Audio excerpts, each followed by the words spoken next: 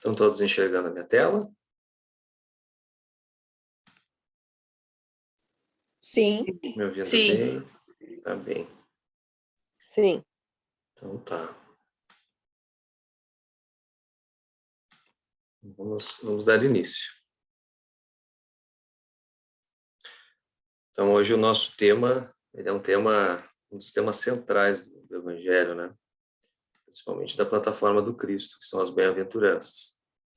Mas antes da gente entrar no nosso tema, vamos fazer a nossa prece inicial para nos harmonizarmos e entrarmos nesse processo de reflexão um pouco mais conectados com o Pai, com Jesus e com os nossos orientadores.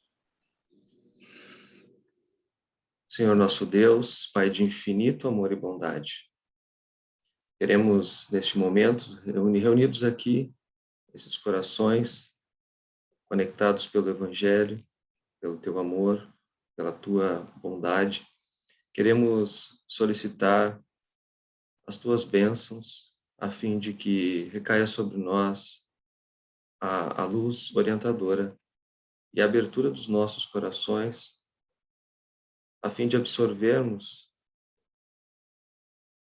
as boas interpretações que aqui leremos a respeito do Evangelho, mas que, acima de tudo, nós possamos, essas passagens, essas interpretações encontrem terreno fértil em nossos corações, em nossas mentes, a fim de que realmente possamos transformá-las em ações, atitudes, que esse é o objetivo final.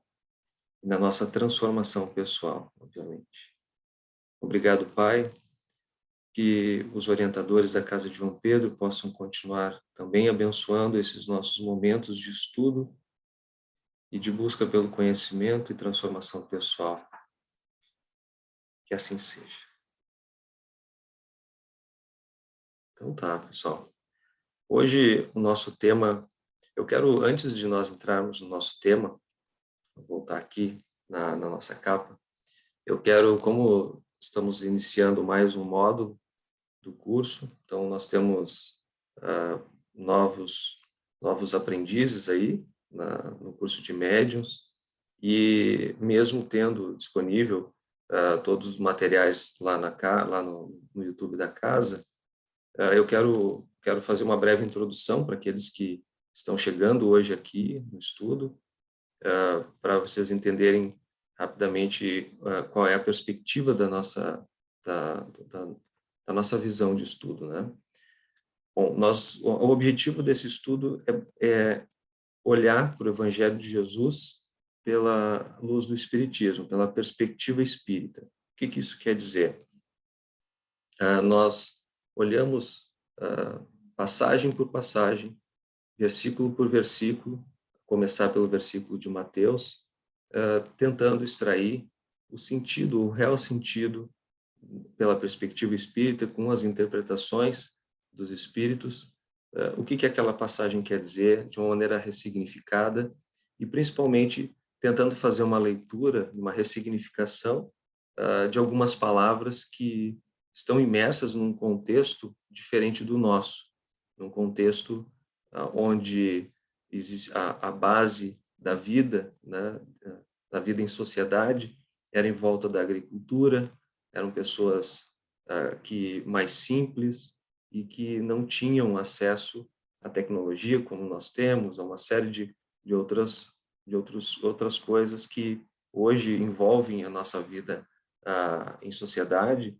E basicamente Jesus, ao dar os seus exemplos, ao falar as suas parábolas, a dar os seus ensinamentos, enfim, ele utilizava de maneira muito simples e extremamente poderosa todos os elementos que existiam naquele contexto, seja da vida própria em sociedade, até mesmo a objetos específicos relacionados a determinado assunto que ele queria explorar, desde um poço até a uma forma, a uma vasilha, tudo ele utilizava. E esses objetos, a gente explora aqui não só o significado deles para aquela época, assim como a relação entre eles e dentro desse contexto de vida.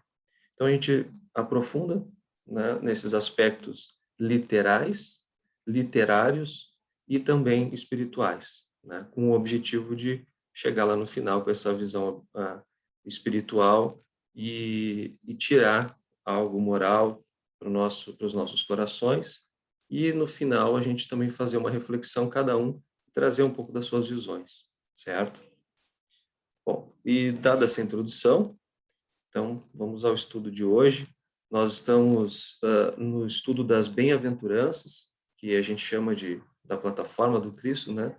Que é basicamente o centro de todo o Evangelho de Jesus, aonde ele fala todas as bem-aventuranças, que são elementos principais, essenciais, na verdade, para a gente lidar com a vida, não só com a vida terrena, mas com a vida eterna, que é a vida do Espírito.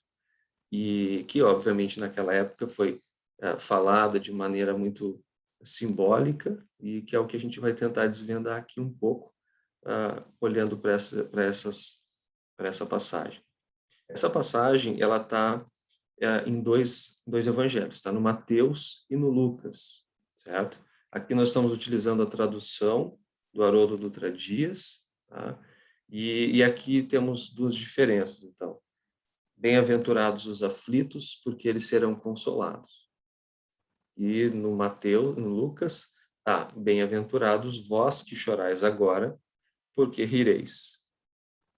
Aqui tem um ponto importante, que é a perspectiva de cada um, né? E aqui já começa um pouco da nossa visão a respeito da forma como a gente estuda, né? Porque todo o evangelho, os 4 evangelistas, cada um traz uma perspectiva diferente, e que se integram a respeito da vida de Jesus, que é o seu evangelho, né? Que é o evangelho em si, que é a vida de Jesus. E é a partir daí que a gente tem que olhar essa forma como eles interpretavam, para nós também fazermos a nossa interpretação a partir do momento em que a gente compreende o que eles queriam falar, ou chegar mais próximo disso, tá?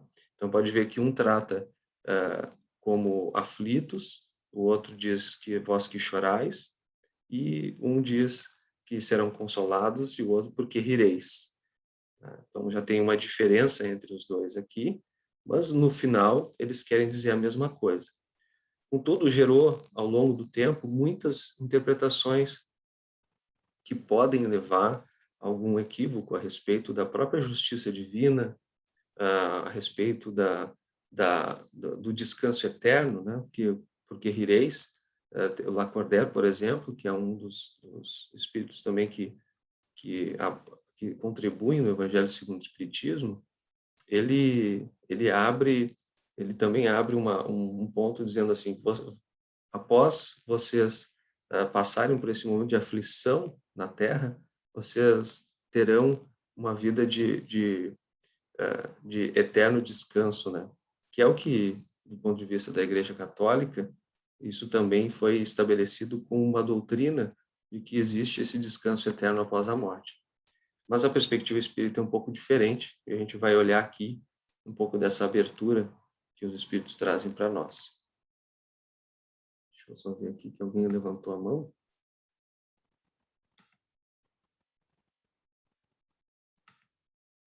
Se alguém quiser falar, só me interromper.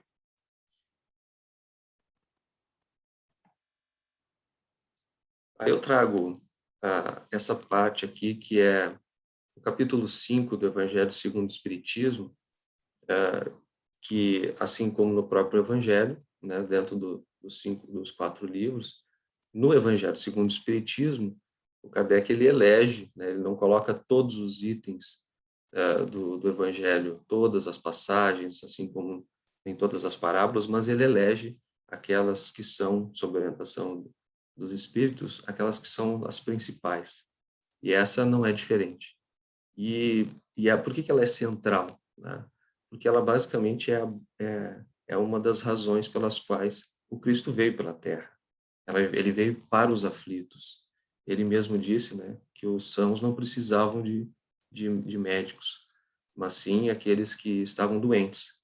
E a doença aqui no sentido de uma série necessidades do espírito humano, do espírito imortal, que na condição humana tem, né, acaba tendo contato com uma série de situações, desde o nascimento, numa família um pouco mais complicada, até mesmo na sua vida profissional, na sua vida em sociedade, em todas as suas angústias e desesperos que podem surgir aí ao longo dessa trajetória.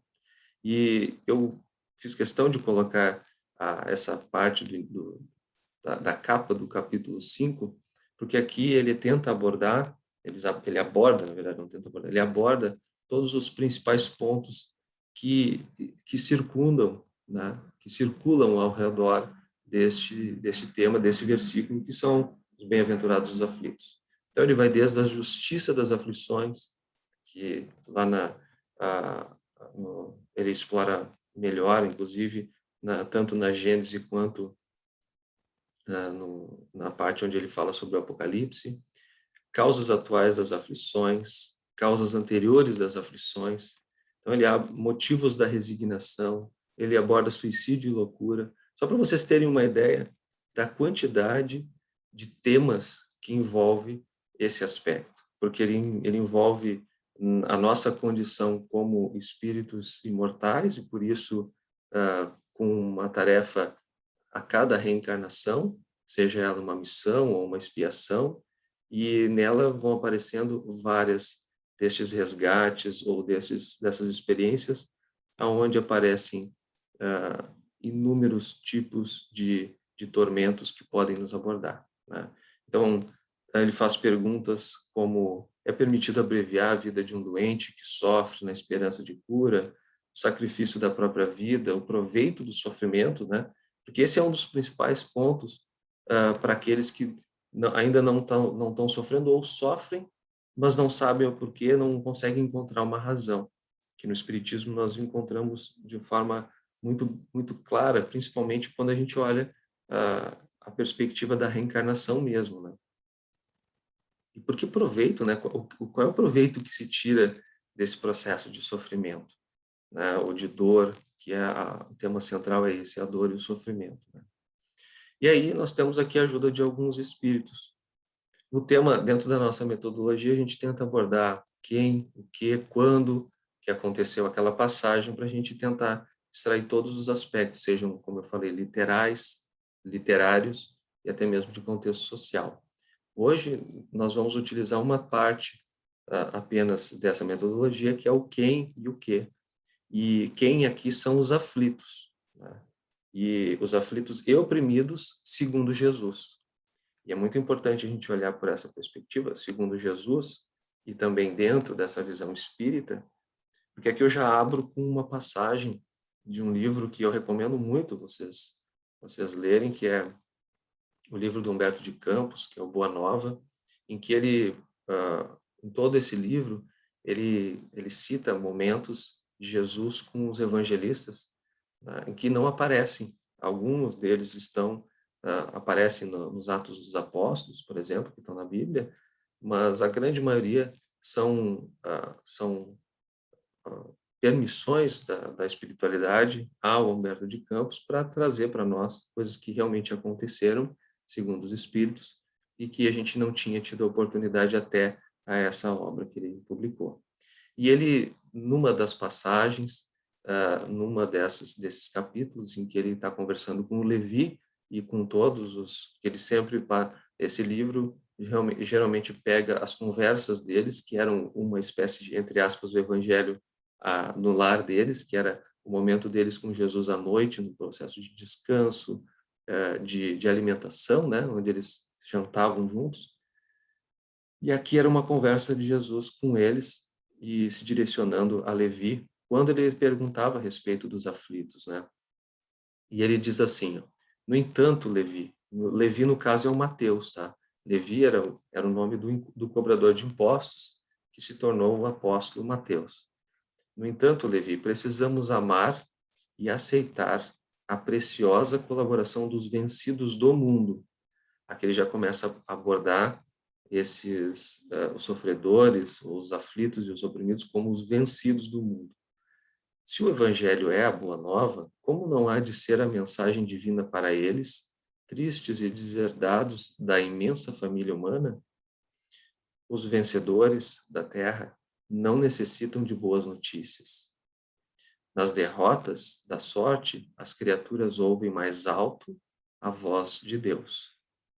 Buscando os oprimidos, os aflitos e os caluniados, sentimos-nos tão unidos ao céu, nas suas esperanças, que reconhecemos, na coragem tranquila que revelam, um sublime reflexo da presença de nosso Pai em seus espíritos.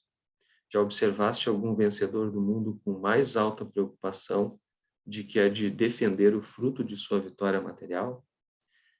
E aqui Jesus aborda um aspecto muito importante a respeito da forma como nós lidamos com aquilo que a gente conquista também, e que essa é a base também de muitos dos nossos sofrimentos, principalmente essas conquistas materiais, que de modo algum ele diz que isso não é viável, que não é necessário ou que isso é condenável, mas que a preocupação, a mais alta preocupação de defender o fruto da sua vitória material, no caso, todas as conquistas, né, sejam uma casa, um carro, um posto de poder, né, numa empresa ou em qualquer outra situação política, social, enfim, isso e a própria relação com o dinheiro, né, que estabelece essa noção de poder efêmero, ela acaba nos distanciando de uma palavra que a própria pandemia, de alguma maneira, trouxe à tona, que é a fraternidade. É o que ele fala lá na frente, né? Que eles, enquanto o evangelho é boa nova, ele é para os tristes, para os deserdados, nessa imensa família humana, porque os vencedores da terra não necessitam das boas notícias.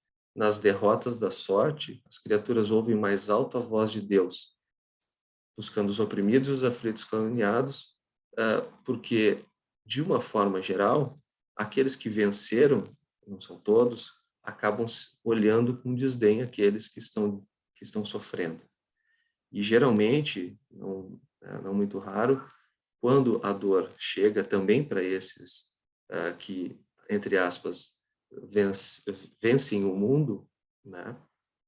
Vencem no mundo, né? E não vencem o mundo, que é diferente, que é apenas pela condição material e as conquistas, não raro quando chegam em um hospital com uma determinada doença, um determinado sofrimento, acabam se igualando, né? Estando no mesmo quarto com alguém que não tem tanta condição assim, mas que tem uma doença igual, e que muitas vezes isso acaba fazendo ele refletir nessa condição mais humana dele.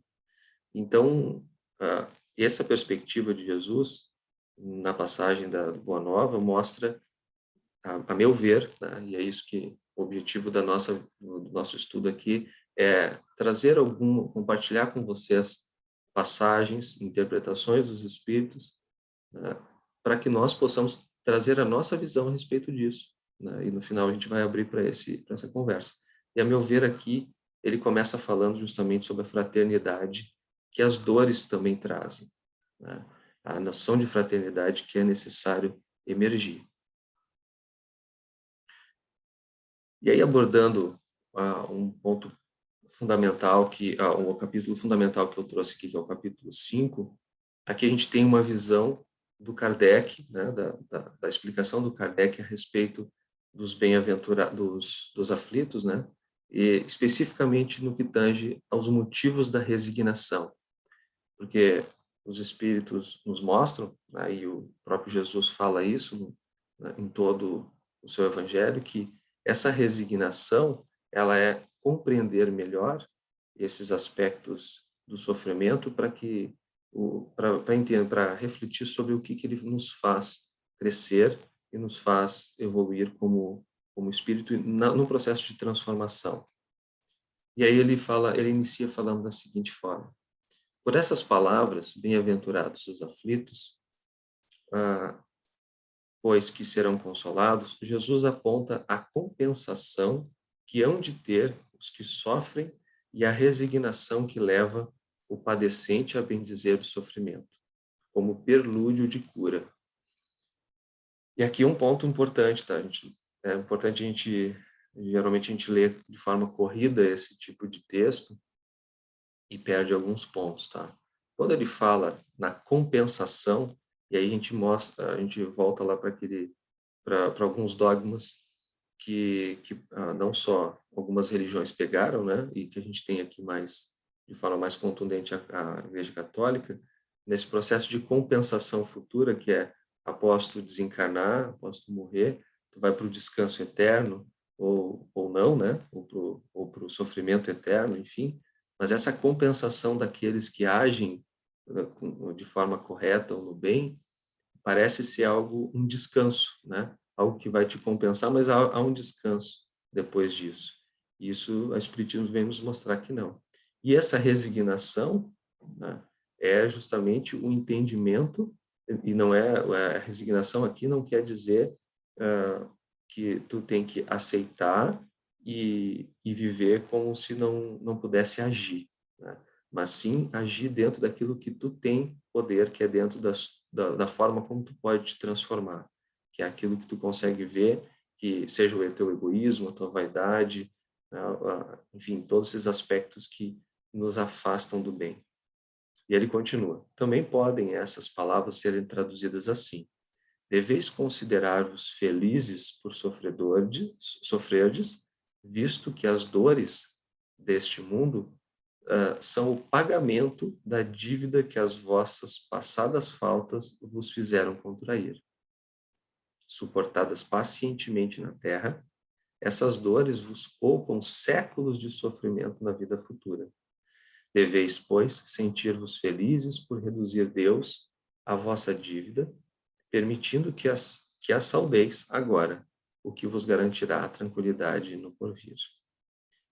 E aqui, dependendo da perspectiva de quem lê, né? Ou seja, quem, por exemplo, é um materialista, basicamente um materialista, ele olha para isso aqui e não faz sentido nenhum, né?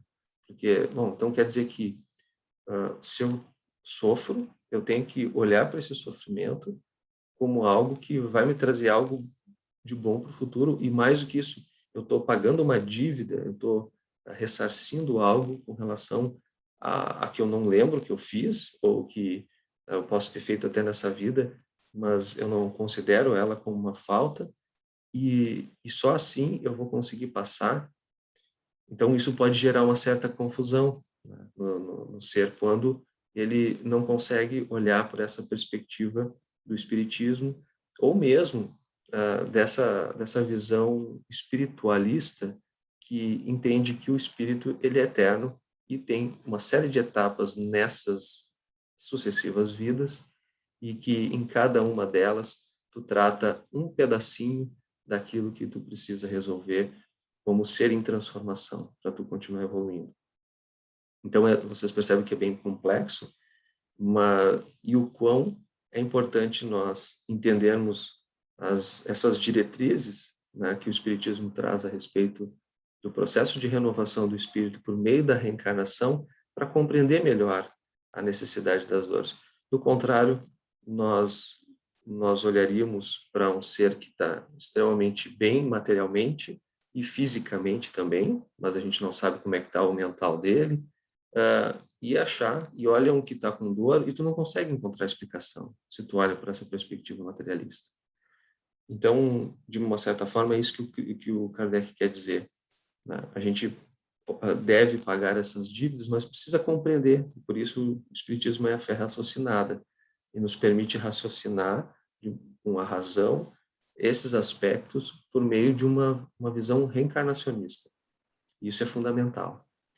E ele continua dizendo o seguinte: tal o sentido das palavras: bem-aventurados os aflitos, pois que serão consolados.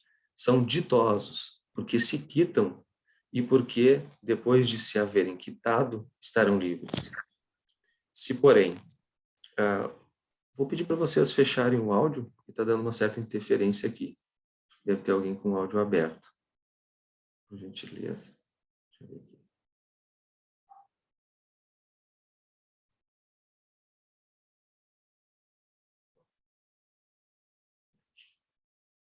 Pronto. Ele diz aqui, porque estarão livres. Se, porém, o homem, ao quitar-se de um lado, endivida-se de outro, jamais poderá alcançar a sua libertação. Ora, cada nova falta aumenta a dívida, porquanto nenhuma há, qualquer que ela seja, que não acarrete forçosa e inevitavelmente uma punição. Se não for hoje, será amanhã. Se não for na vida atual, será noutra. Entre essas faltas, cumpre se coloque na primeira fiada a carência de submissão à vontade de Deus. Logo, se murmurarmos nas aflições, se não as aceitarmos com resignação e como algo que devemos ter merecido, e acusarmos a Deus de ser injusto, nova dívida contraímos, que nos faz perder o fruto que devíamos colher do sofrimento. Aqui eu vejo um outro ponto principal dessa resignação, que é a nossa submissão a Deus e a essa submissão do poder que realmente rege as nossas vidas. Que até que a gente passe por uma situação de sofrimento, que a gente constate realmente quanto a gente não controla nada nas nossas vidas, mas além da nossa própria ação no mundo, tá? Ou seja, nós temos o controle da nossa ação. E muitas vezes, se a gente permite, né, até isso a gente perde provisoriamente quando tá num processo de obsessão, mas ainda assim porque a gente cede. Mas o que acontece ao nosso exterior, ele foge ao nosso controle. E quem tem, é Deus. E essa perspectiva é tão fundamental, tão importante para o nosso processo de aceitação, no sentido de resignação, que é poder interpretar os diversos momentos de sofrimentos menores ou maiores, a fim de que a gente entenda e tente extrair o que realmente aquele momento quer nos dizer, para que a gente possa, de alguma forma, contribuir com Deus, para que Ele continue dando a lição para nós e nós não caiamos novamente na mesma situação e renove essa dívida. É importante colocar aqui que as palavras dívida e punição, ela também tá vinculada a um contexto muito mais de uma época do que necessariamente da real acepção daquilo que está vinculado à vontade divina, que é o amor de Deus. Né? Quem ama não pune, né? Quem ama não faz com que tu passe por algo que tu não deva passar. Mas existe uma lei de causa e efeito, que a gente estudando bem isso, e o Kardec explora muito bem isso, mostra o quanto, se a gente respeita essas leis, a gente não sofre por elas, tá? E da mesma forma, se a gente pegar aqui de uma forma muito rasteira, né, nessa interpretação, guardadas as proporções no cenário humano, a mesma coisa é quando a gente, de uma forma geral, acorda com relação a uma regra e a gente ultrapassa essa regra, seja no teu condomínio, seja no teu trabalho, tu entende que faz sentido, é racional tu responder por ela. E responder por algo que tu fez, né, pode ser vista como ter responsabilidade, se responsabilizar e, ao mesmo tempo, não só pelo que tu fez, mas por aquilo que tu tem que ressarcir, no sentido de recuperar, de trazer para aqueles que tu prejudicou por ter, de alguma forma, interferido no livre-arbítrio deles ou naquele acordo que foi feito, que no caso, na nossa evolução, é com o próprio Deus, com a própria relação com Deus, que é interferir na vontade dele. Nós só conseguimos fazer isso através da resignação, da compreensão e da prática do bem, para conseguir, de alguma forma, não cair, como os orientais falam, nessa roda kármica em que a gente sempre fica numa espiral, ou numa roda, em que não sai dela enquanto a gente não compreender essa relação com Deus e com aquilo que a gente precisa fazer para transformar as coisas não boas ou que interferiram nessa lei divina ao longo do tempo, ao longo das nossas vidas.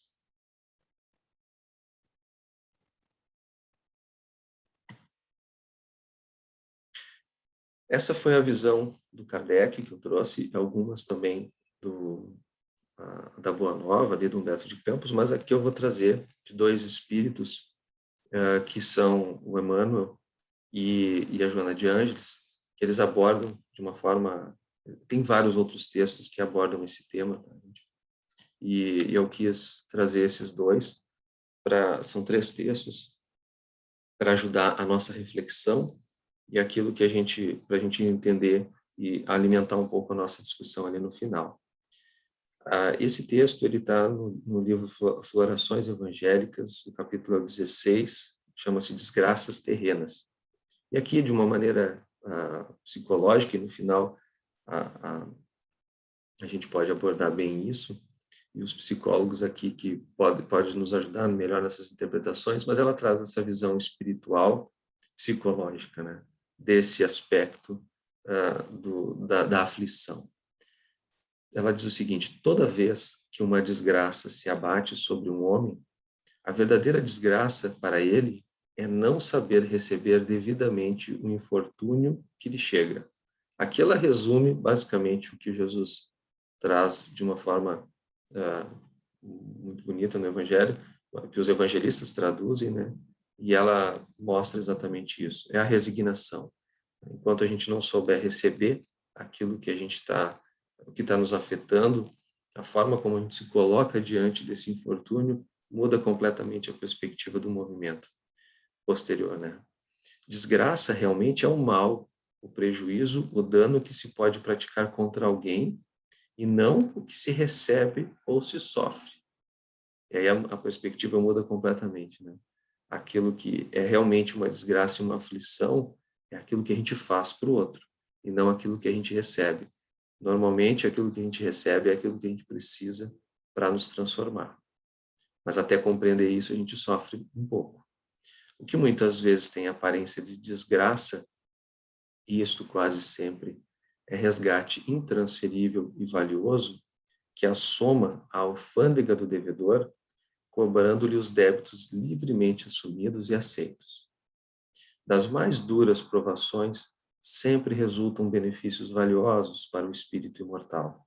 Há que se considerar cada um a própria posição que mantém na vida terrena para avaliar com acerto os acontecimentos que os visitam. Quando somente se experimentam as emoções físicas e conceituamos os valores imediatos, desgraças, em realidade, para tais, são os pequenos caprichos não atendidos, as veleidades vaidosas, não respeitadas, as ambições ridículas, não satisfeitas, que assumem papel preponderante e se transformam em infelicidades legítimas, porquanto, ignorando propositalmente as realidades superiores, esses descuidados se apegam às menores coisas e aos recursos de nenhuma monta, derrapando para a irritabilidade, as paixões, a loucura, o suicídio, desgraças que levam o espírito às províncias de amarguras inomináveis e a vencer em tempo, sem limite, em etapas de dor sem nome. E quando ela fala sobre pequenas coisas, é realmente pequenas que vão se somando ao longo da nossa vida, e desde reclamações, muitas vezes a gente tem em casa uma água limpa para beber e está reclamando porque o copo não era do jeito que a gente queria, ou ela não está na temperatura exata como a gente queria, né? Ou muitas vezes quando a gente perde um voo de um avião, o horário de um ônibus ou qualquer outra coisa que de uma forma interfere nos nossos caprichos, nas nossas expectativas, isso começa a gerar uma soma de irritabilidade e de elevação do próprio ego, do próprio eu, que começa a nos fechar, criar uma nuvem no nosso olhar, colocar uma lente mais embaçada a respeito daquilo de bom que realmente está acontecendo na nossa vida. E muitas vezes um sol está te iluminando e tu tá com óculos escuro e acha que aquele sol é noite. Tá? Ela continua. As desgraças que foram convencionadas, como perda da saúde, prejuízos financeiros, ausência de pessoas amadas, desemprego, acidentes, abandono por parte de queridos afetos, se constituem áspero testemunho que chega ao ser em jornada redentora. Se transformam também em portal que transporta e transposto estoicamente, descerra a dádiva da felicidade permanente e enseja paz sem refrega de luta em atmosfera de harmonia interior. Aqui ela está mostrando que realmente são convenções nossas, todos esses outros itens, porque desde a perda de saúde até desemprego, acidente, e elas realmente são coisas muito desagradáveis, obviamente que são. No entanto, eles mostram uma nova perspectiva, que são elementos educativos para que a gente possa se transformar. E uma vez passado de uma maneira resignada, isso realmente nos transforma para outras experiências. Quando o infortúnio não resulta de imediato desatino ou leviandade, é bênção de vida a vida, facultando vitória próxima.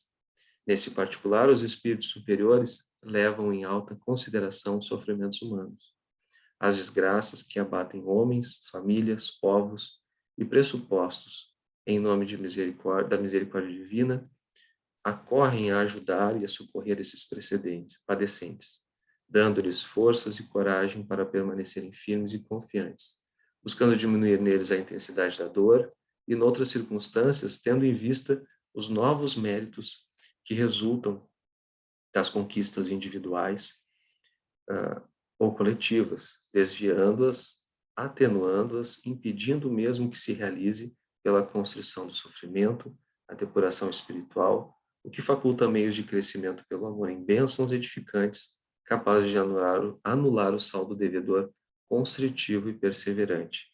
Porque se a justiça divina é rigorosa e imutável, a divina misericórdia se consubstancia no amor, tendo-se em vista que Deus, nosso Pai excelso, é amor.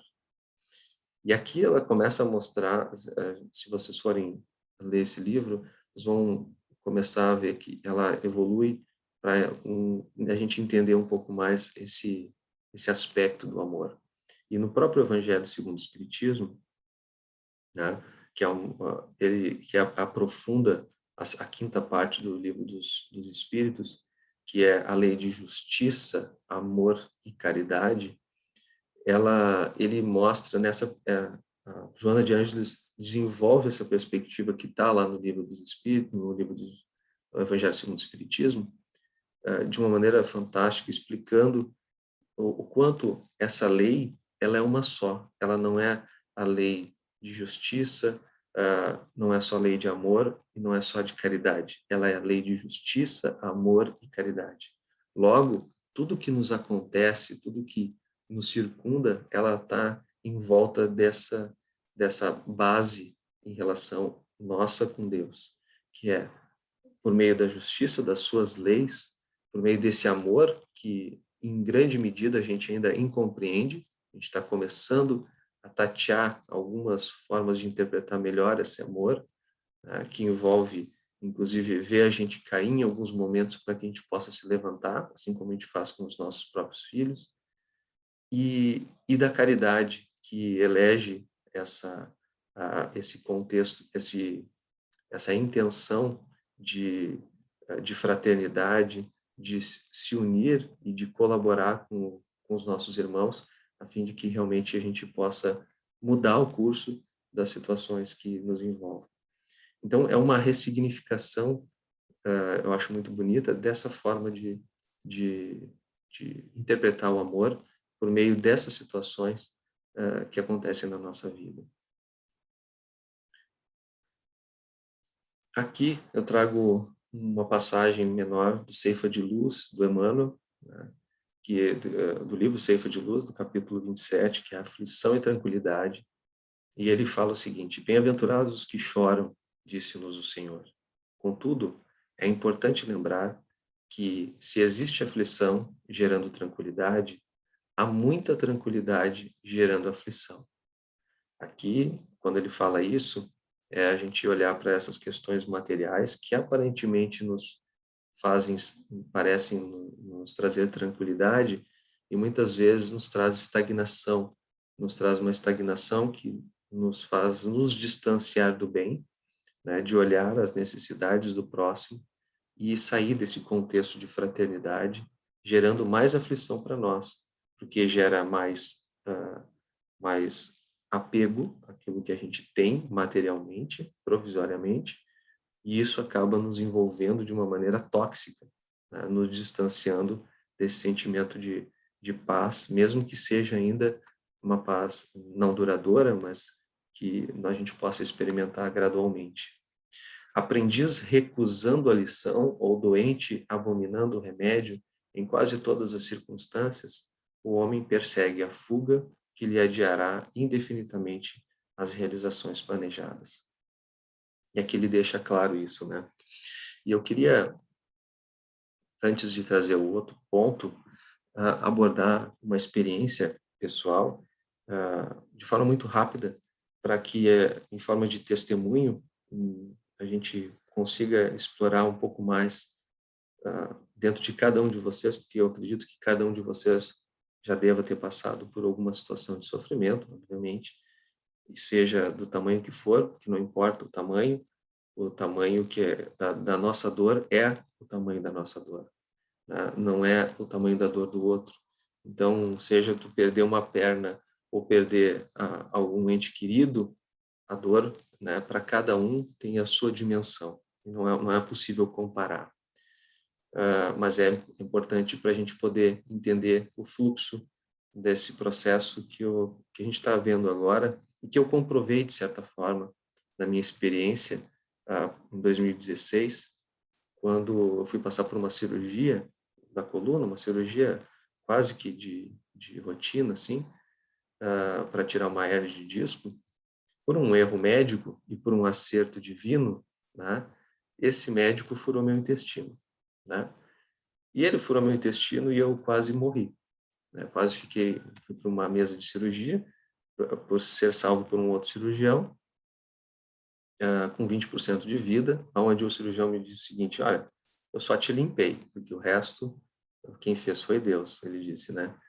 Mas, enfim, passado esse momento foi um momento em que eu estava muito bem, do ponto de vista pessoal, do ponto de vista profissional, estava numa série de situações, mas dentro de mim existia uma angústia muito forte, né? Já vinha trabalhando no centro espírita há muito tempo já, mas existia um vazio muito forte ainda dentro de mim.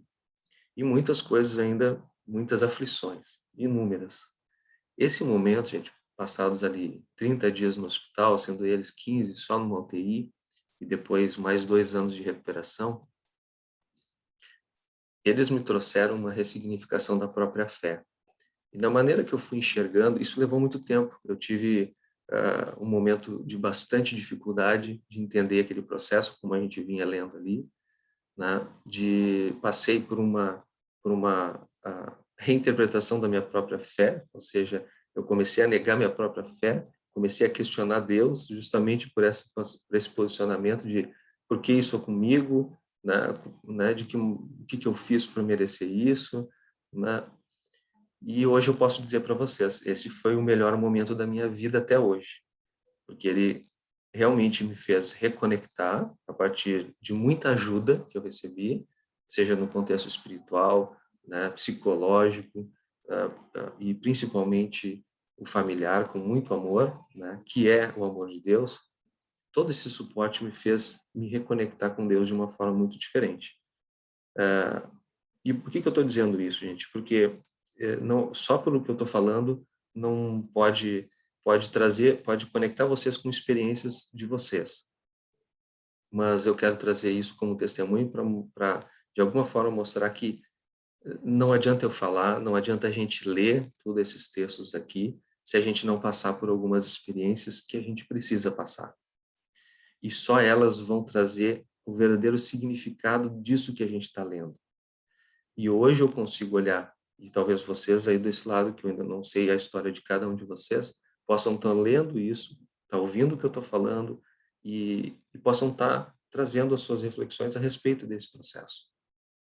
Seja por uma questão material financeira, ou seja, de saúde, como a minha, que aconteceu, e que inclusive me fez melhorar de vários outros aspectos, ela serve para a gente entender que é só a experiência que nos faz, ou melhor, é só o que a gente tira das experiências é que nos faz realmente olhar para textos como esses, ensinamentos desses, e realmente colocar para dentro, né, importar.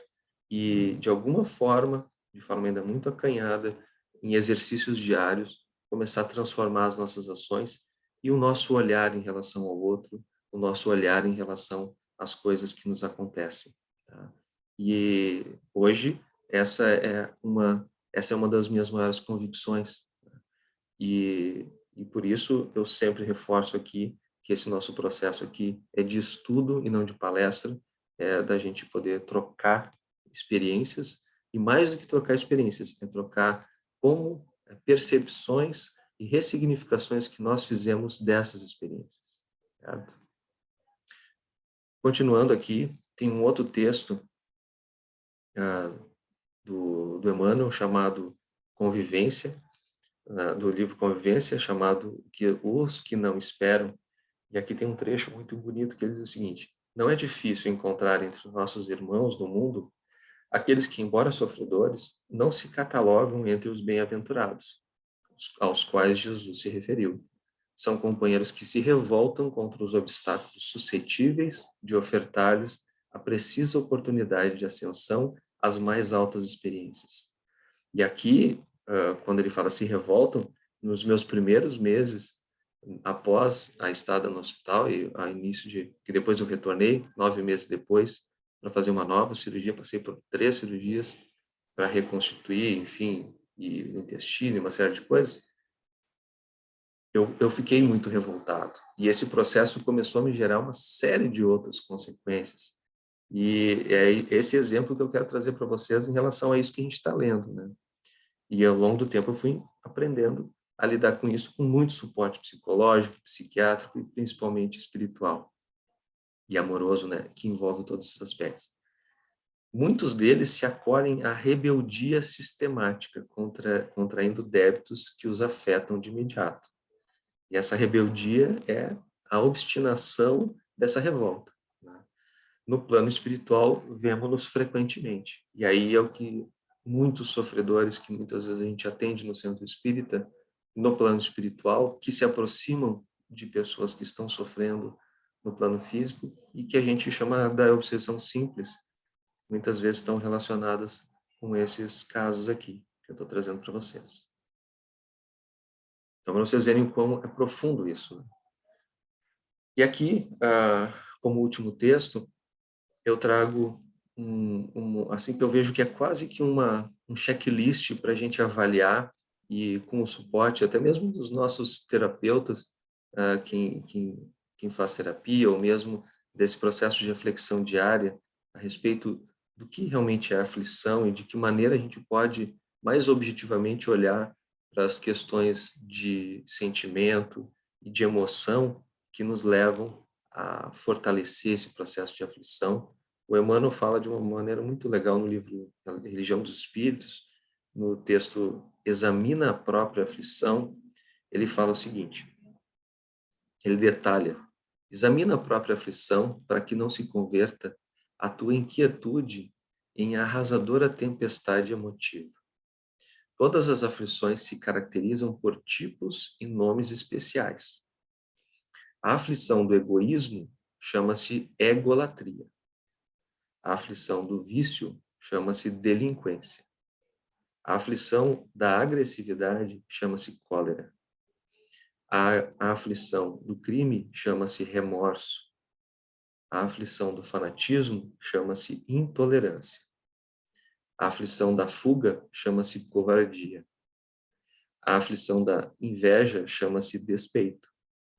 A aflição da leviandade chama-se insensatez. A aflição da indisciplina chama-se desordem. A aflição da brutalidade chama-se violência. A aflição da preguiça chama-se rebeldia. A aflição da vaidade chama-se loucura. A aflição do relaxamento chama-se evasiva. A aflição da indiferença chama-se desânimo. A aflição da inutilidade chama-se queixa. A aflição do ciúme chama-se desespero. A aflição da impaciência chama-se intemperança. A aflição da sovinice chama-se a miséria. A aflição da injustiça chama-se crueldade. Cada criatura tem a aflição que lhe é própria. A aflição do reino doméstico e da esfera profissional, do raciocínio e do sentimento. Os corações unidos ao sumo bem, contudo, sabem que suportar as aflições menores da estrada é evitar as aflições maiores da vida. E por isso apenas eles, anônimos heróis da luta cotidiana, conseguem receber e acumular em si mesmos os talentos de amor e paz reservados por Jesus aos sofredores da terra, quando pronunciou no monte a divina promessa: bem-aventurados os aflitos. E aqui eu acho tão lindo essa passagem, porque esse texto, porque ele nos mostra de forma muito objetiva. Então, quando tu te sente e tu realmente faz esse exame, aí eu gosto de inverter, né? A minha forma que eu olhei para aprender com esse texto é inverter as frases, né? Então, eu olho primeiro, eu estou sendo muito egoísta nesse processo, né? Eu estou sendo, o meu ego tá demais aqui, então eu estou alimentando o meu egoísmo. Se eu estou desesperado demais por uma certa situação em relação ao material ou alguma pessoa, né, o que vem ali, se eu deixar isso explodir dentro de mim, isso vira um ciúme doentio. Se eu começo a me queixar o tempo todo, a tendência é eu ficar inútil. Aí eu entrar para essa aflição da inutilidade, a me ver incapaz de dar sequência ou não estar apto a fazer qualquer outro tipo de coisa na minha vida. Quando eu tô, e aí a gente faz uma retrospecção muito clara, né?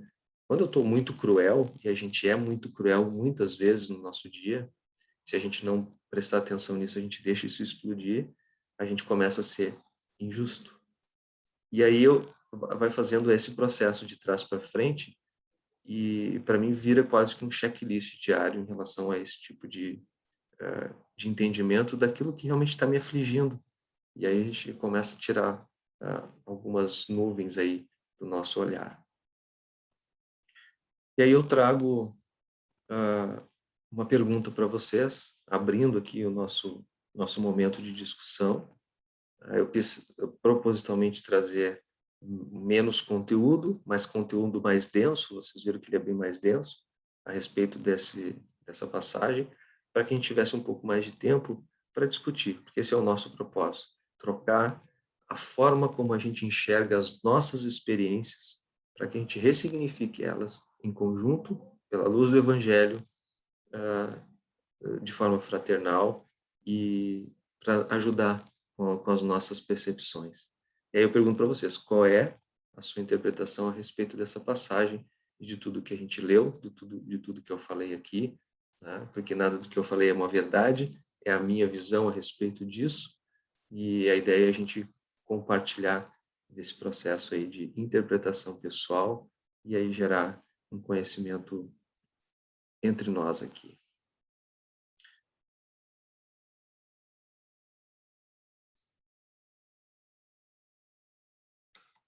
Esse era o conteúdo que eu quis trazer hoje para vocês.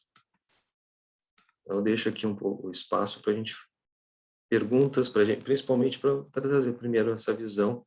E aqui a Sandra pode nos ajudar muito, porque o trabalho dela basicamente é lidar com as aflições, as psicológicas, né, que chegam na casa mental depois de muitas experiências físicas e que ela tem tanta propriedade, né, quanto eu para falar sobre isso e pela visão psicológica e muitos outros que aqui podem estar e trazer as suas experiências. Eu acho que é bem importante a gente trocar isso.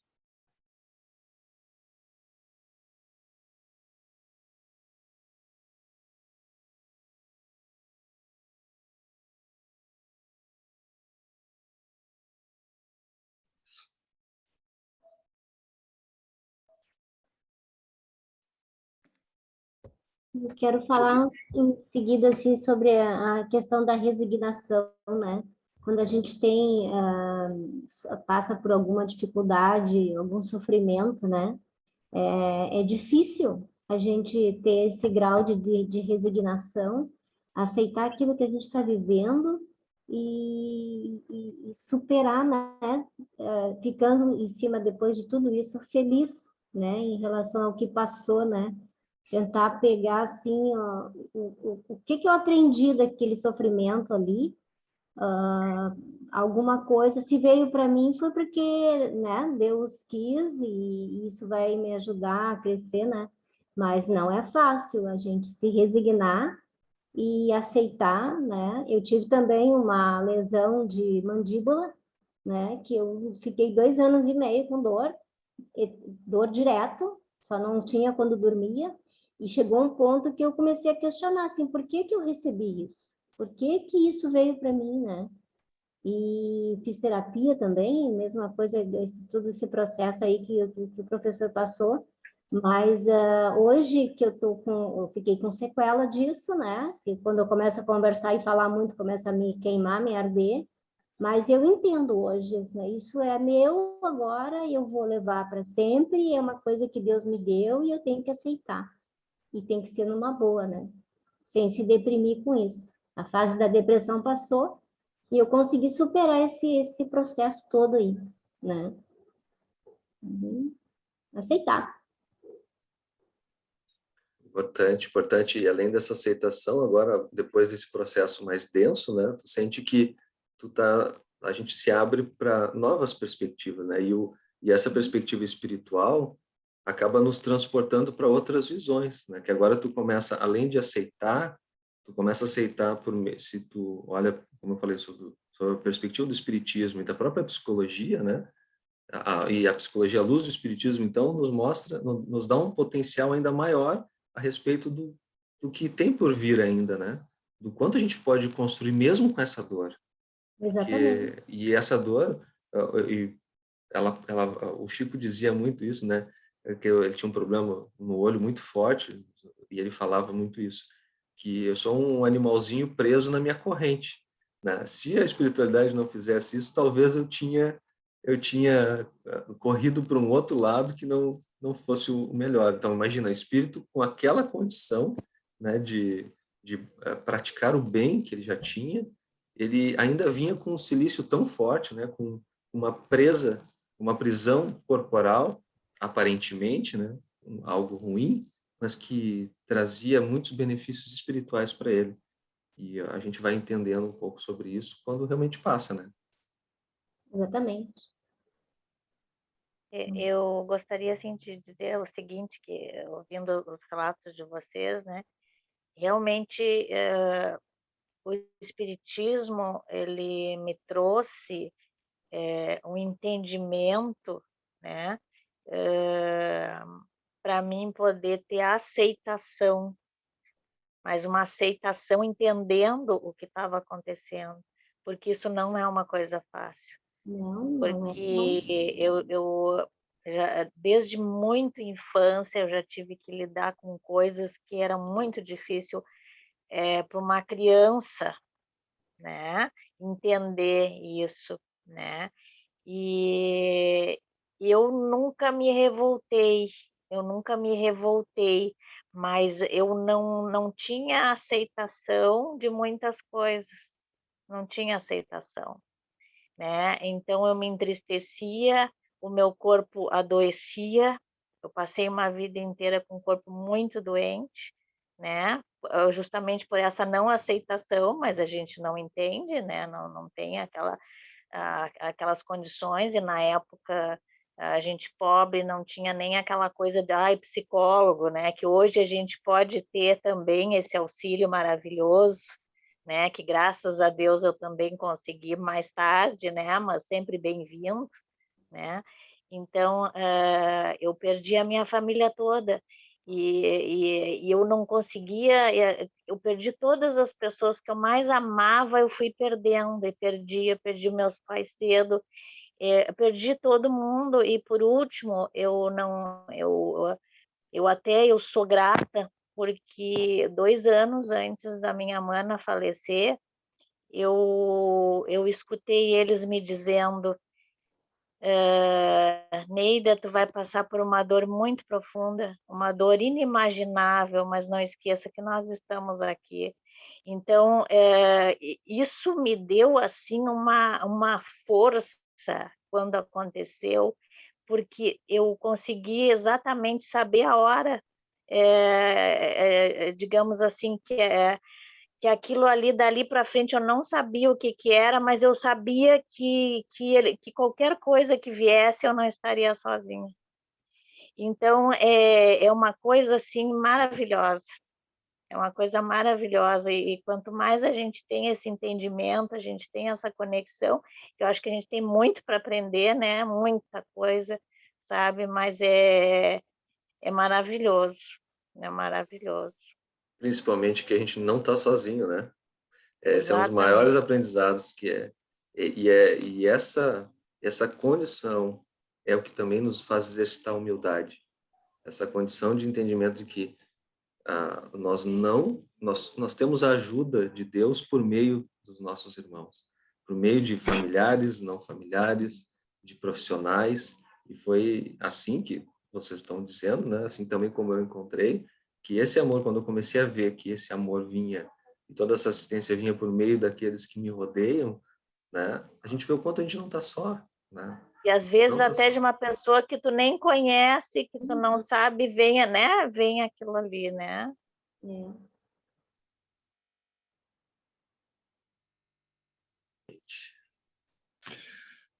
Juliano, dentro daquela máxima que nada é por acaso, os acontecidos contigo, o que levou o Rogério a se aproximar do Dr. Hervé e dali tudo que de repente foi acontecendo, eu fico até... É incrível, mas nada é por acaso. Precisava, às vezes, certas coisas acontecerem para tudo que se tem nessa casa aí. É isso. Exatamente. Exatamente. Às vezes, o excesso das nossas interpretações acabam até estragando, né? É isso que tu falou. É isso. A gente já sente, né? A gente tem que aprender a sentir mais, né?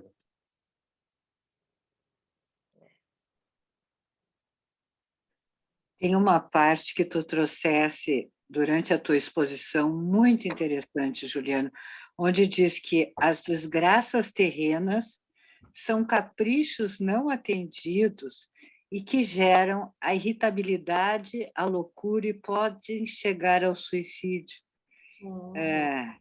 Há 37 anos de exercício profissional, eu vivencio isso, que geralmente quando as pessoas me procuram, elas sempre vêm com as suas dores, as suas queixas, e sempre levadas por um sentimento de que foram injustiçadas por passarem por aquilo, por estarem vivenciando aquilo. E a primeira pergunta que eu faço é: o que tu imaginas que tu precisavas aprender com tudo isso que tu me contasses até então?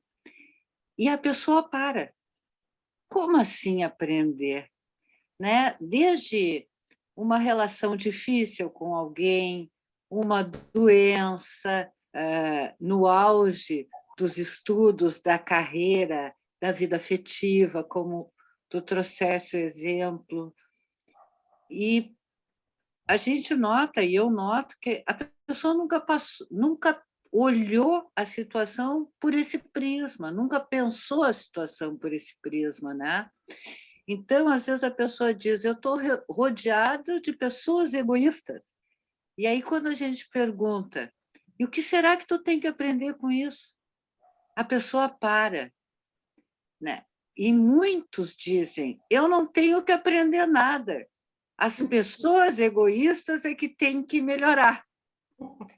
E aí eu vou puxando para saber da vida daquela pessoa, até que alguma situação se apresenta para que eu possa dizer, mas nessa situação, como é que tu acha que tu lidasse? Tu realmente fosse empático, tu realmente procurasse entender e ajudar o outro? O próximo passo da pessoa é dizer, mas naquela situação eu não tinha a maturidade que eu tenho hoje. Eu digo, tudo bem, mas naquela situação, sem ter a maturidade de hoje, como é que tu agisse? Foi de uma maneira egoísta. Né? Então, esta passagem que tu trouxesse é muito grande, mas só que até a pessoa se dar conta disso, movida pelo sentimento de injustiça, o grau de irritabilidade da pessoa em relação aos que o rodeiam começa a se elevar cada vez mais. E muitos realmente começam um processo de autoobsessão, né? E é a porta de entrada para que alguns irmãos da espiritualidade estão esperando para ter a chance de vir para essa terra, assim eles imaginam, e começam realmente a convencer aquela pessoa que a vida é muito difícil. E agora, em setembro, que nós trabalhamos, né, a questão da valorização da vida, a luta contra o suicídio das pessoas, tu trouxeste muito bem, porque a irritabilidade excessiva, ela faz o indivíduo achar que essa terra não é boa, que o nosso mundo não vale a pena, e que ele precisa fugir desse mundo que é tão ruim, tão cruel, e muitas vezes ele atenta contra a própria vida. Então, o que tu trouxesse, quer dizer, a incapacidade, às vezes, de um irmão nosso não ter conseguido assistir o estudo do Juliano hoje, né? E quantas palestras que existem na Casa Espírita para poder entender que ele está passando por aquele momento de dor como uma aprendizagem que o Cristo está lhe oferecendo. E que o Cristo está lhe oferecendo para que ele continue a viver, e não para que ele interrompa a sua vida. Eu achei essa passagem muito interessante. Eu também acho, ela me toca bastante, e é só fazendo um pequeno parênteses ali, quando tu falou dessa experiência dos teus pacientes, ainda nesse processo de aproximação, que eu acho que é fundamental na nossa troca, o primeiro dia que eu sentei na frente da terapeuta pós esse momento, né, que eu estava ainda com curativo, eu estava quase 20 quilos mais magro, né, e ainda com esse curativo, com dor, e ela chorando, eu me desabei chorando, falando da experiência, e ela bem séria, ela me disse assim, tá, e daqui para frente, como é que vai ser? Ela só disse isso. Ela disse assim, tá, e aí? Entendeu? Vamos limpar esse choro, vamos olhar para frente. Então, assim, de uma forma muito resumida, é claro que todo esse... é o que a gente faz com isso, né? E é a vida te convidando a essa maturidade que só acontece por essa experiência.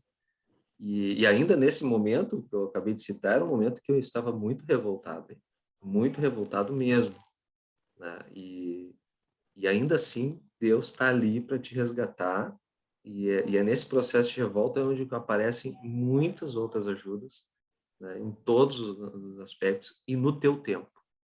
E aí, pegando já um gancho, a Patrícia colocou aqui uma pergunta, né, de como fazer meu filho aprender com amor antes que precise aprender com dor, digo em relação a todo esse entendimento, e eu diria para ti, Patrícia, pela minha experiência, do meu ponto de vista, né, da minha perspectiva, e aí todo mundo aqui tem o seu, mas tu não vai fazer ele aprender nada. Infelizmente, tu vai chegar a essa conclusão. Ninguém faz ninguém aprender nada.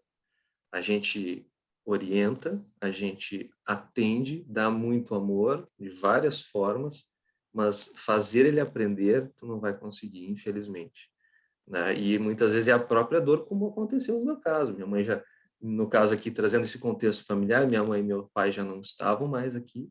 Não, minha mãe ainda já tinha desencarnado, mas meu pai ainda não. Então, eu estava num momento em que meus pais não estavam me atendendo nesse sentido, mas todo o processo que me trouxe até aqui, a educação deles, de tudo aquelas sementinhas que eles plantaram, que tu também deve já estar plantando no teu filho, foi o que fez germinar, né, junto com toda a ajuda e todo o amor de Deus que fui recebendo por meio dos outros, né, que a minha consciência naquele momento. E se eu posso contribuir nessa resposta, é justamente esse aspecto que eu vejo.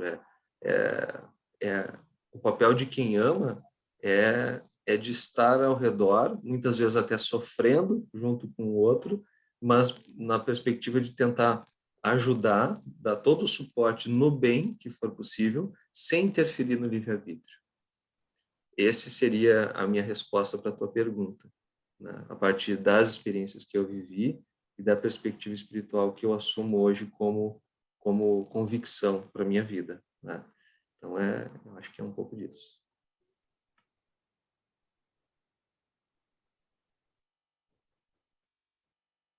Acho que dentro da dor que a gente vive, né, um momento tão crítico assim, em que tu busca especialistas e vários tipos de medicações, né, e tu não acha, né, eu tive um esfolamento de nervo dessa turminha aqui dos nervos da face, né, houve uma esfolação ali e um dos médicos disseram assim, ó, tu vai levar 2 anos e meio para que esse nervo se refaça. Não adianta tomar nada, não adianta tomar analgésico. Então, daí veio a resignação de esperar. Eu vou esperar que Deus vai me ajudar. E de um dia para o outro, a dor foi embora.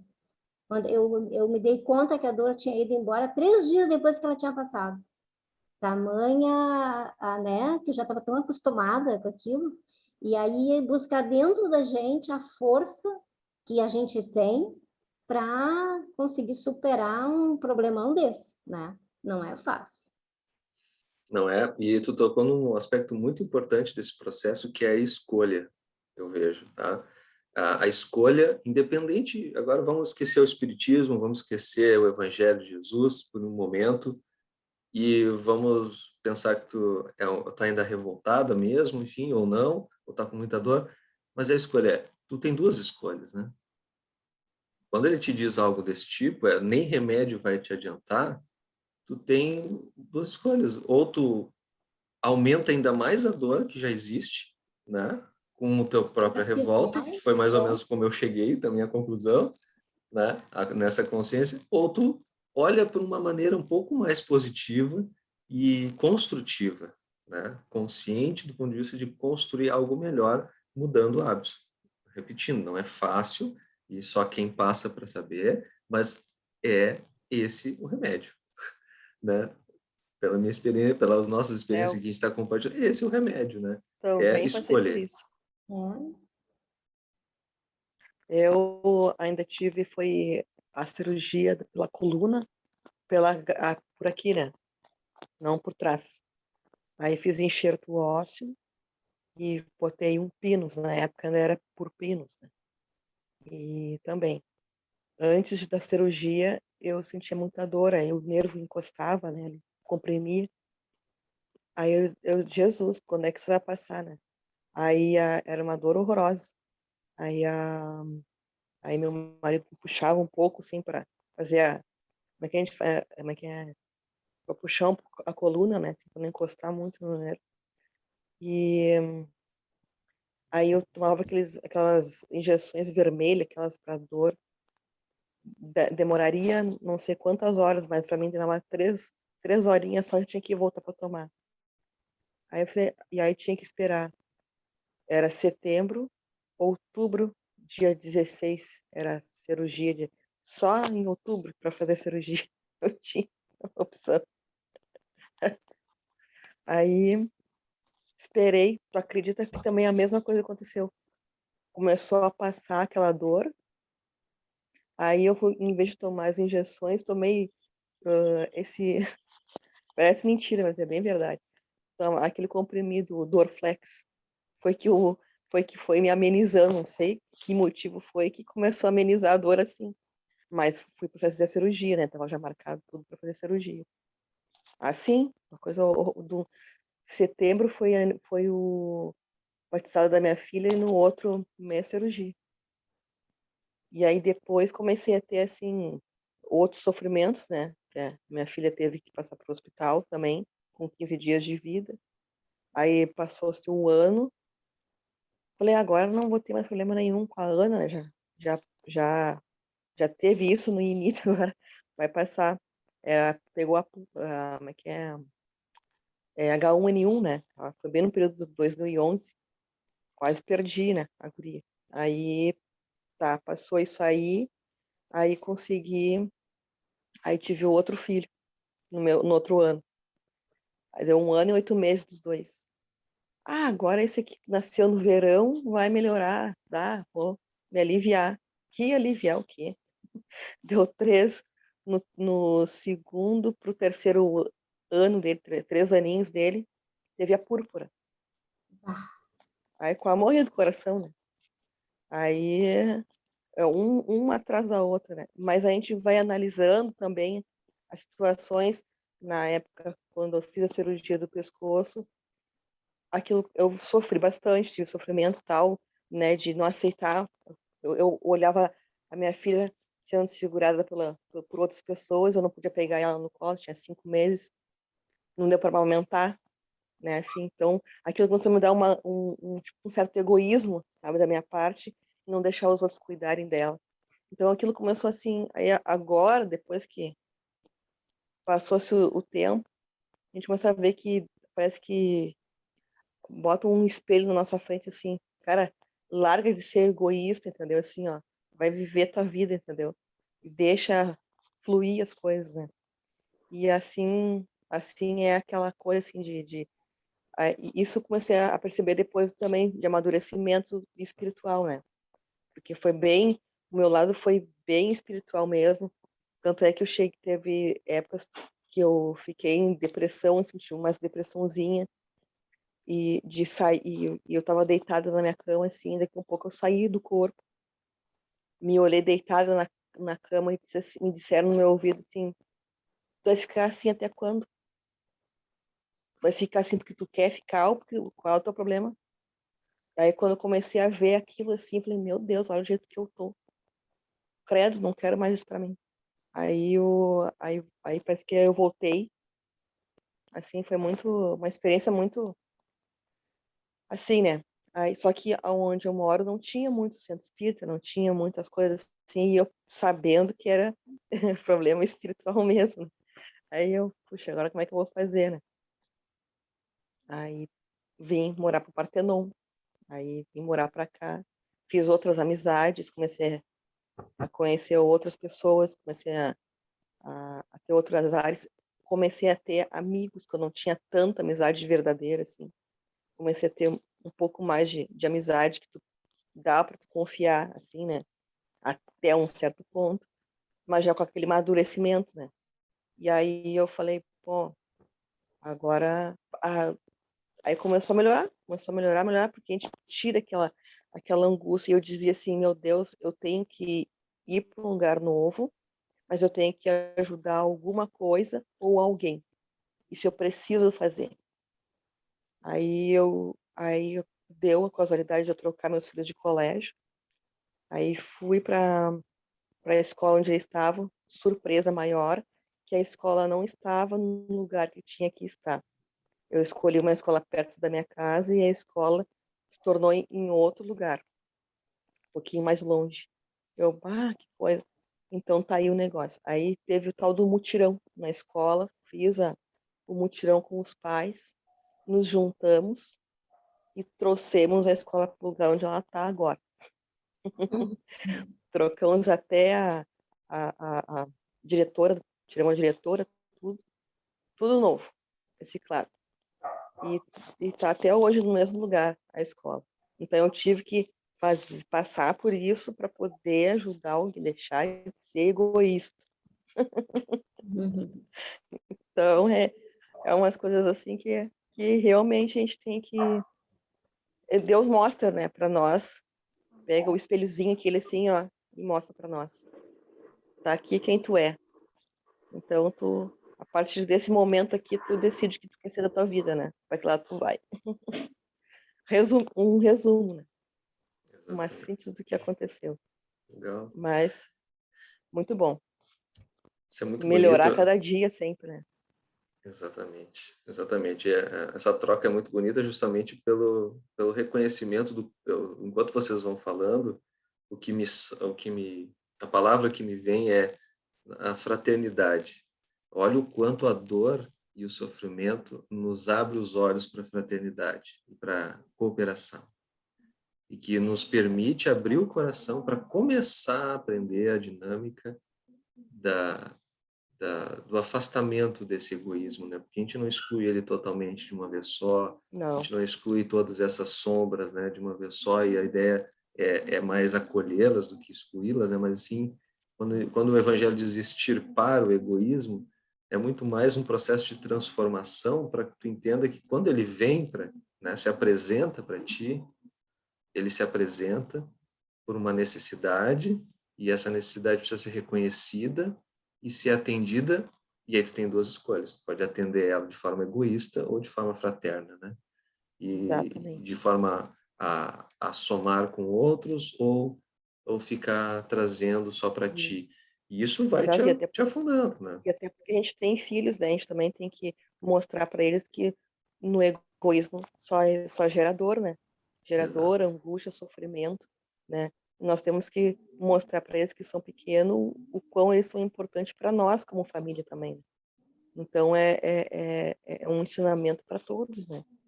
Que acaba acontecendo, né? Assim. Então mostrei para eles, olha, através de eu ajudar a escola, de ajudar os professores, até por um lado, uma professora é espírita lá na escola. E eu não sabia.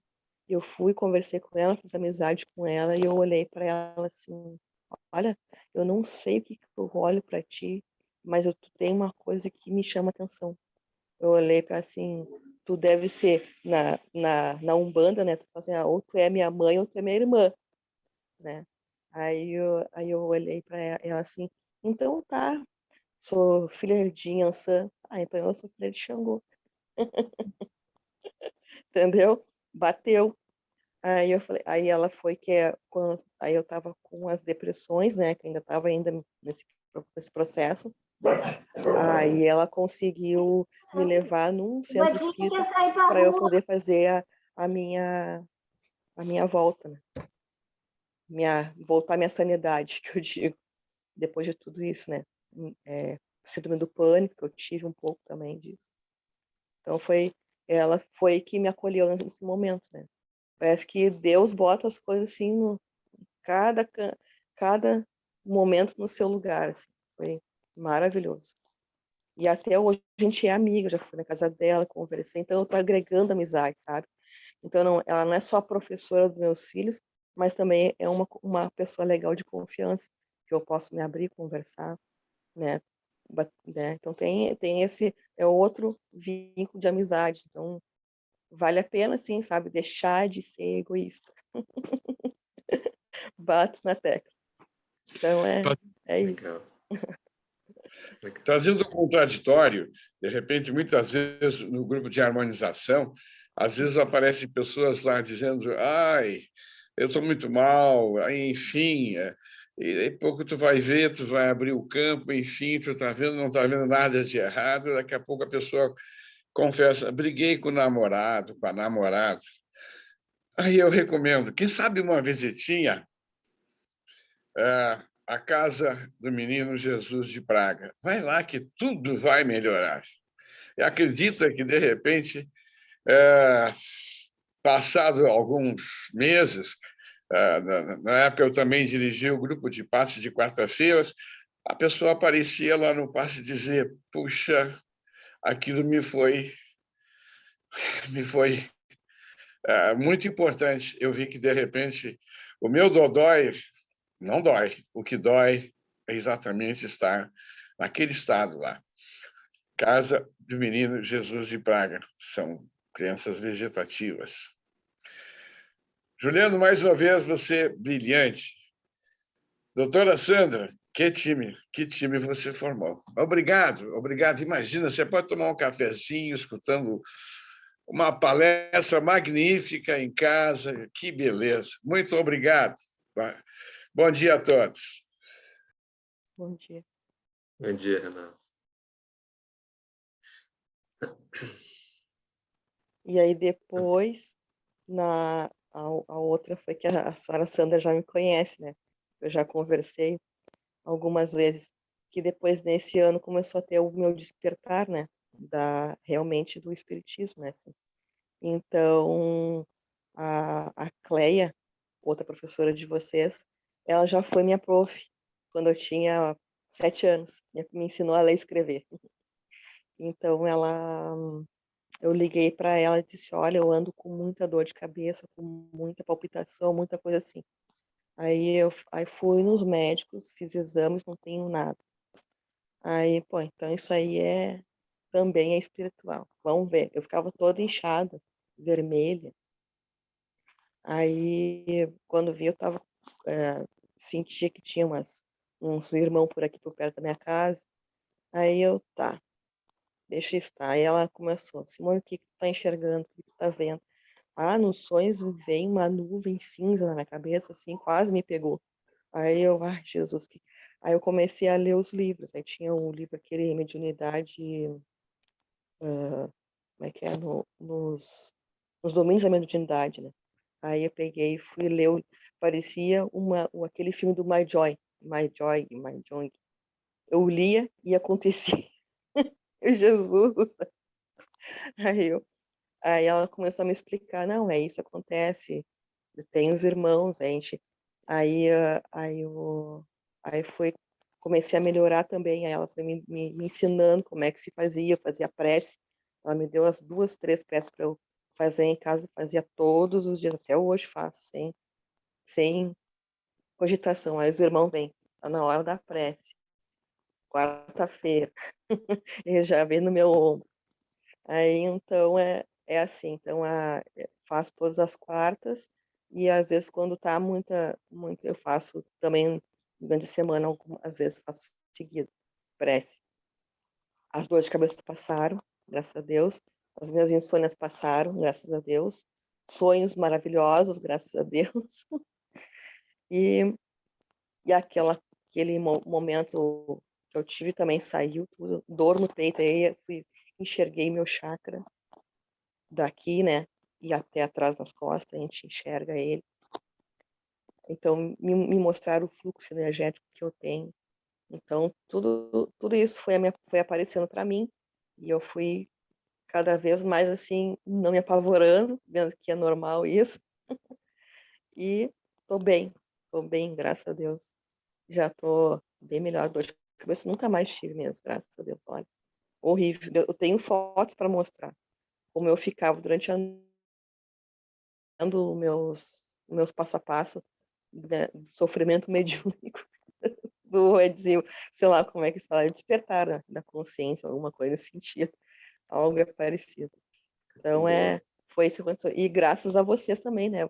A corrente de vocês foi que, através da corrente de vocês mesmo, que eu comecei a melhorar, assim.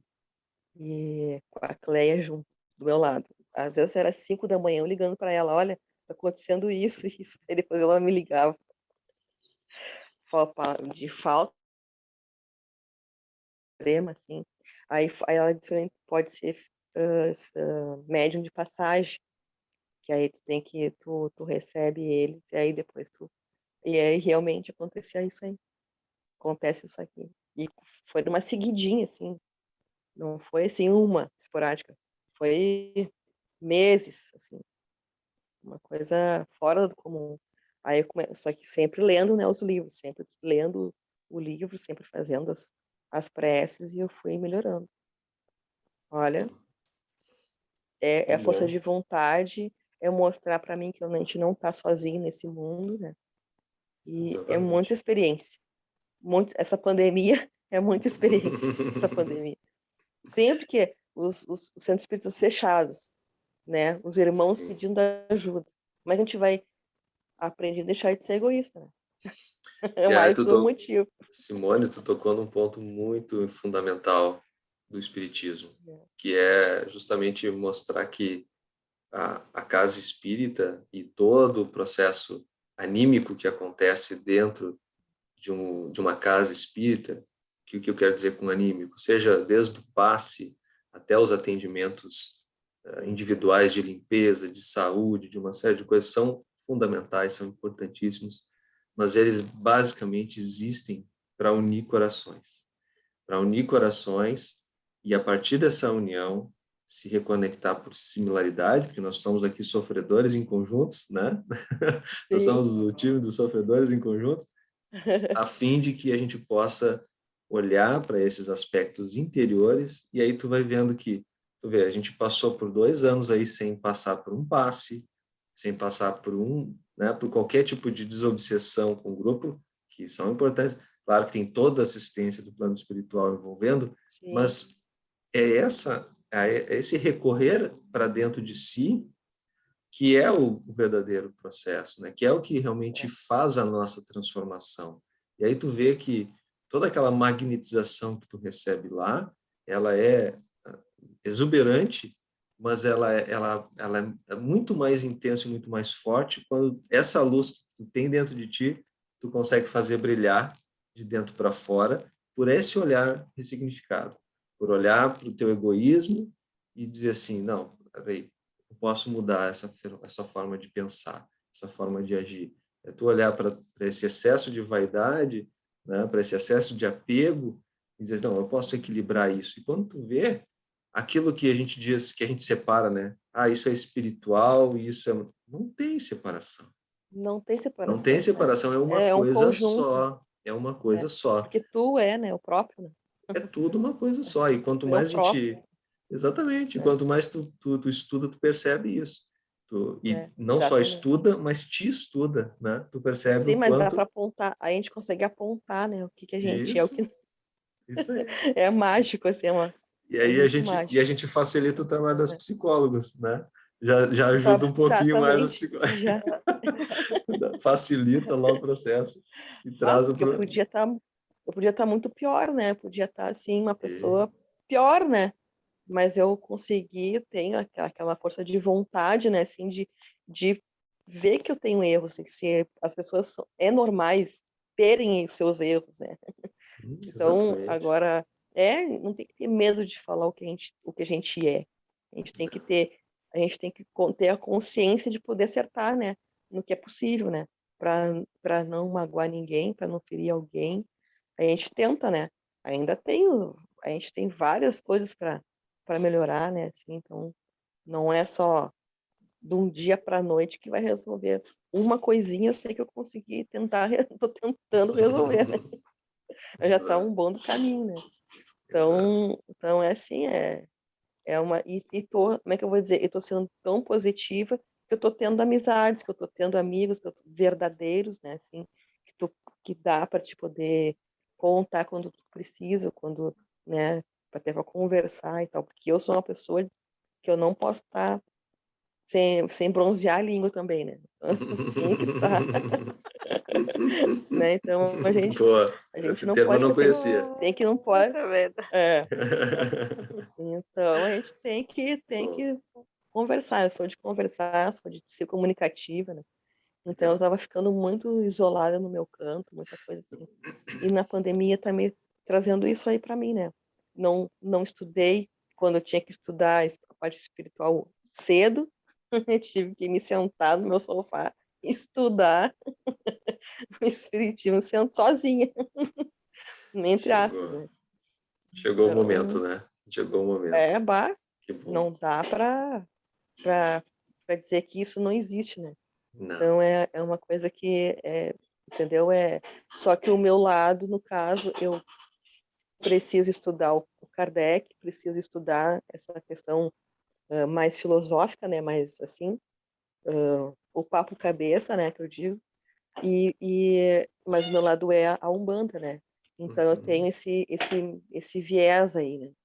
Então tenho esse chamado já, né? Então Uhum. um chamado, né? Sei lá. Mas a gente não sou aquelas pessoas fanáticas, né? Uhum. Pelas coisas, mas tenho esse meu caminho a trilhar, né? Eu vim na parte da Legal. ação, né? Então, cada um tem o seu nível Com como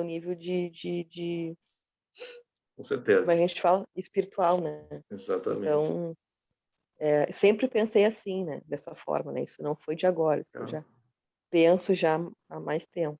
Legal. Então, porque eu passei por todas as religiões do universo, né? Que eu digo, né? Sim. Para saber o que eu queria da vida, né? Aí eu fui para conhecer, botei o